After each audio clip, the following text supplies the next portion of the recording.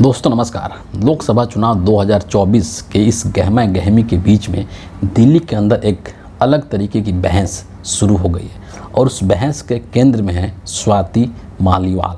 आप सबने ये नाम पिछले 2-3 दिनों में सुनी होगी। स्वाति मालीवाल जो है वो वर्तमान में आम आदमी पार्टी की राज्यसभा सांसद हैं और पूर्व में ये दिल्ली महिला आयोग की अध्यक्ष भी रह चुकी हैं। अब चूँकि सभी जो पक्ष हैं यानी कि स्वाति मालीवाल का पक्ष भी सामने आ चुका है और आम आदमी पार्टी का पक्ष भी सामने आ चुका है, तो सभी चीज़ों को अब समझने में बड़ी आसानी होगी क्योंकि दोनों ही पक्ष हमारे सामने होंगे। इसको लेकर के हम डिटेल में चर्चा करने वाले हैं आज इस वीडियो के अंदर। और इसके साथ ही साथ आम आदमी पार्टी ने स्वाति मालीवाल के ऊपर एक बहुत गंभीर, बेहद गंभीर आरोप लगाया है, उसको लेकर के भी चर्चा करेंगे। और साथ ही साथ आपको ये भी हम बताएंगे कि इस चीज़ को लेकर के सोशल मीडिया में क्या चल रहा है और जो हिंदुस्तान की गोदी मीडिया है उसके अंदर क्या चल रहा है। सभी बिंदुओं के ऊपर हम लोग समझने की कोशिश करेंगे, तमाम पक्षों को समझने की कोशिश करेंगे। सबसे पहले हम लोग शुरुआत से शुरू करते हैं और ये जो मामला है दरअसल स्वाति मालीवाल का, ये मामला 13 मई का है। सीएम आवास, अरविंद केजरीवाल के आवास के अंदर का है और यहाँ पर एक और नाम है उसको समझना ज़रूरी है, विभव कुमार। विभव कुमार कौन है? तो ये अरविंद केजरीवाल के एक तरीके से कह लीजिए कि उनका निजी सचिव हैं, पीए हैं, सहयोगी हैं, कुछ भी कह सकते हैं, है ना। तो ये इसमें 3 नाम बेसिकली है, स्वाति मालीवाल, अरविंद केजरीवाल और केजरीवाल साहब के पीए विभव कुमार। ये 3 नाम है, ये 3 शख्स हैं इस पूरे स्टोरी के अंदर। तो सीएम आवास के अंदर का ये पूरा मामला है, 13 मई का मामला है और इसमें ये कहा गया स्वाति मालीवाल की तरफ से कि 13 मई को जब मैं सीएम आवास में गई तो वहाँ पर सीएम साहब के जो सहयोगी हैं विभव कुमार, उन्होंने मेरे साथ बदतमीज़ी की, मेरे ऊपर हमला किया एक तरीके से, और इतना ही नहीं बल्कि मारपीट भी की, बदसलूकी भी की, है ना। ये 13 मई का घटना है पूरा और ये सारा चीज़ स्वाति मालीवाल ने एक तरीके से उनके ऊपर आरोप लगाया। 13 मई के बाद उसके बाद मतलब 14-15 बीत जाता है और 16 मई को जो स्वाति मालीवाल हैं वो दिल्ली पुलिस के पास जाती हैं थाने में और वहाँ पर एफआईआर दर्ज कराती हैं और उस एफआईआर के अंदर वो कई सारी बातें कहती हैं, वहाँ पर लिखवाती हैं। जैसे इसमें स्पष्ट तौर पर जो नामजद अभियुक्त हैं वो केजरीवाल साहब के पीए हैं यानी कि विभव कुमार हैं, ठीक है। विभव कुमार के ऊपर क्या आरोप लगाती हैं स्वाति मालीवाल, इसको आप लोग एक एक चीज़ को देखिए।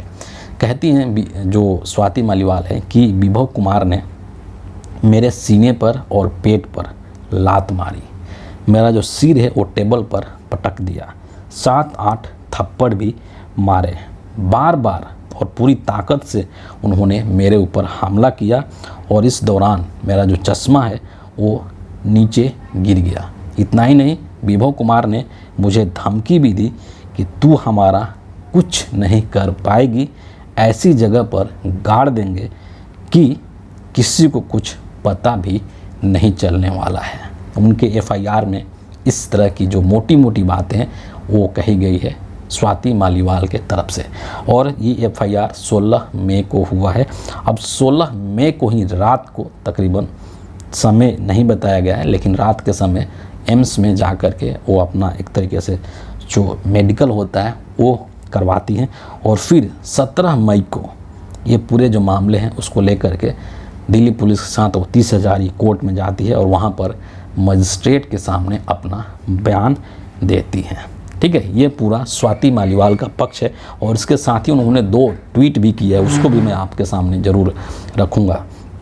पहले ट्वीट में वो क्या कह रही हैं सुन लीजिए कि मेरे साथ जो हुआ वो बहुत बुरा था, मेरे साथ हुई घटना पर मैंने पुलिस को अपना स्टेटमेंट दिया है, मुझे आशा है कि उचित कार्रवाई होगी। पिछले दिन मेरे लिए बहुत कठिन रहे हैं, जिन लोगों ने प्रार्थना की उनका धन्यवाद करती हूँ, जिन लोगों ने कैरेक्टर असैसिनेशन करने की कोशिश की, ये बोला कि दूसरी पार्टी के इशारे पर कर रही है, भगवान उन्हें भी खुश रखें। देश में अहम चुनाव चल रहा है, स्वाति मालीवाल ज़रूरी नहीं है, देश के मुद्दे ज़रूरी हैं। बीजेपी वालों से खास गुजारिश है कि इस घटना पर राजनीति ना करें।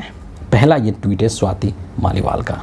दूसरा ट्वीट उन्होंने किया है, उसको लेकर के भी आप यहाँ पर समझना ज़रूरी है, क्योंकि बहुत सीरियस इशू है ये, है ना। दूसरे ट्वीट में कहते हैं कि पार्टी में कल आए नेताओं से 20 साल पुरानी कार्यकर्ता को बीजेपी का एजेंट बता दिया। 2 दिन पहले पार्टी ने पीसी में मतलब प्रेस कॉन्फ्रेंस में सब सच कबूल किया था और आज यू टर्न ले लिया। ठीक है, ये गुंडा पार्टी को धमका रहा है, मैं अरेस्ट हुआ तो सारे राज खोल दूंगा, इसलिए ही लखनऊ से लेकर के हर जगह शरण में घूम रहा है। इनका इशारा एक तरीके से विभव कुमार की ओर है। आज उसके दबाव में पार्टी ने हार मान ली और एक गुंडे को बचाने के लिए पूरी पार्टी से मेरे चरित्र पर सवाल उठाए गए। कोई बात नहीं, पूरे देश की महिलाओं के लिए अकेले ही लड़ती आई हूँ, अपने लिए भी लड़ूंगी। जमकर कैरेक्टर असैसिनेशन करो, वक्त आने पर सच सामने आएगा। ठीक है, ये एक तरीके से जो स्वाति मालीवाल हैं उनका ये पूरा पक्ष है और उन्होंने अपने सारी बातों को यहाँ पर रख दिया है, सोशल मीडिया के माध्यम से रख दिया है और पुलिस स्टेशन में जाकर के भी रख दिया है और जो 30 हजारी कोर्ट है वहाँ पर मजिस्ट्रेट के सामने जाकर के उन्होंने अपना बयान भी दर्ज करा दिया है।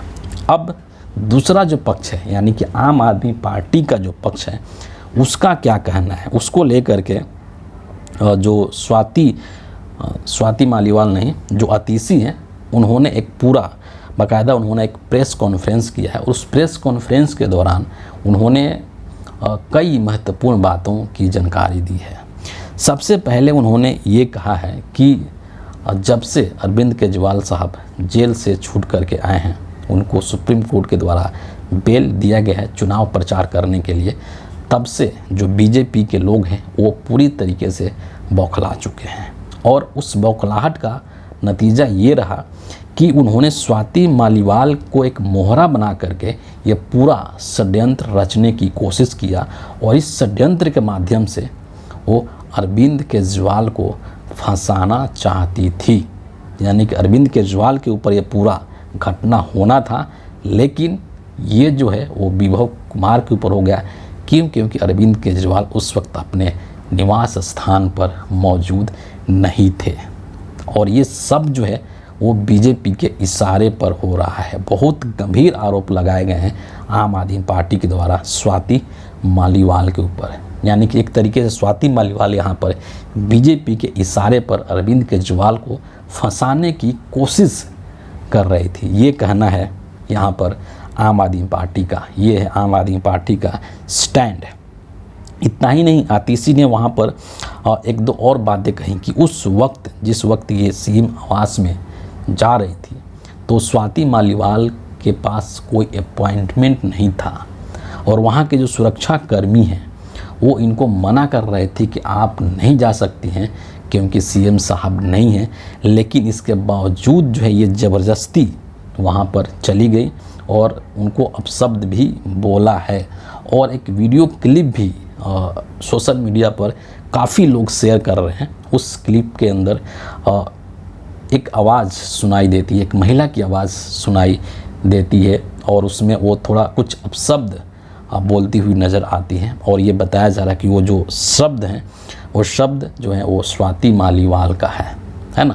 तो इस चीज़ को लेकर के आम आदमी पार्टी ने अपना ये स्टैंड बताया है कि दरअसल ये जो है पूरी तरीके से एक साजिश था और स्वाति मालीवाल को उस साजिश का चेहरा बनाया गया था, इनको एक मोहरा बनाया गया था। और इस चीज़ को लेकर के ये जो पूरा प्रकरण हुआ है, इस चीज़ को लेकर के जो केजरीवाल साहब के जो पीए हैं विभव कुमार, उन्होंने भी पूरे घटना को लेकर के और दिल्ली पुलिस में जा कर के स्वाति मालीवाल के खिलाफ एक तरीके से शिकायत दर्ज करा दी है। मतलब कि स्वाति मालीवाल ने विभव के खिलाफ शिकायत करी है और विभव ने स्वाति मालीवाल के खिलाफ शिकायत करी और दोनों ने अपने अपने पक्ष रख दिए हैं। ठीक है, और वहाँ पर ये चीज़ भी दोनों पक्ष ये भी कह रहा है कि जो सीसीटीवी के जो फुटेज हैं वहाँ पर उससे सब कुछ क्लियर कट पता चल जाएगा। ठीक है, तो वो भी देखना एक बहुत ही दिलचस्प होगा कि उस फुटेज के अंदर क्या आता है और सच्चाई क्या है। लेकिन ये जो आरोप प्रत्यारोप दोनों के बीच में चल रहा है, यानी कि स्वाति मालीवाल वर्सेस केजरीवाल या आम आदमी पार्टी, ये सिर्फ यहीं तक सीमित नहीं है। अब इसको लेकर के सोशल मीडिया के ऊपर भी एक अलग नैरेटिव चल रहा है और उसमें भी दो तरह के लोग हैं, उसको भी यहाँ पर समझना और डिस्कस करना बहुत ज़रूरी है। सोशल मीडिया पर कुछ लोग ऐसे हैं जो कि सीधे तौर पर कहिए कि जज बन चुके हैं, है ना, और वो एकदम जजमेंट सुना रहे हैं कि चूँकि ये महिला का मामला है तो तुरंत जो है केजरीवाल साहब को चाहिए, आम आदमी पार्टी को चाहिए कि विभव कुमार को पार्टी से बाहर करो, फायर करो, और इससे जो है क्या होगा, अगर ऐसा नहीं करती है आम आदमी पार्टी तो चुनाव में बीजेपी को, चुनाव में आम आदमी पार्टी को नुकसान होगा, कांग्रेस पार्टी को नुकसान होगा, इंडिया अलायंस को नुकसान होगा, है ना। मतलब सीधे तौर पर विभव कुमार को लोग दोषी मान चुके हैं सोशल मीडिया पर कुछ लोग। लेकिन उसी सोशल मीडिया पर एक ग्रुप ऐसा भी है, एक वर्ग ऐसा भी है जिसका ये मानना है कि ये इतनी आसान नहीं है।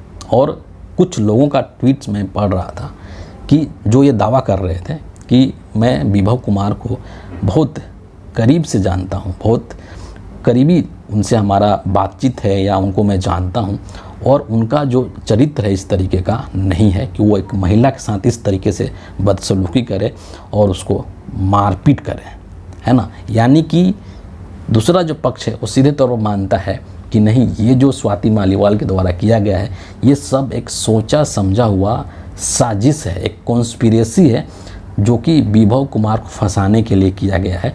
और टारगेट जो था वो विभव कुमार नहीं था, टारगेट अरविंद केजरीवाल था। लेकिन चूँकि अरविंद केजरीवाल उस वक्त आवास के अंदर नहीं थे तो उस टारगेट का शिकार हो गए विभव कुमार, उनके पीए।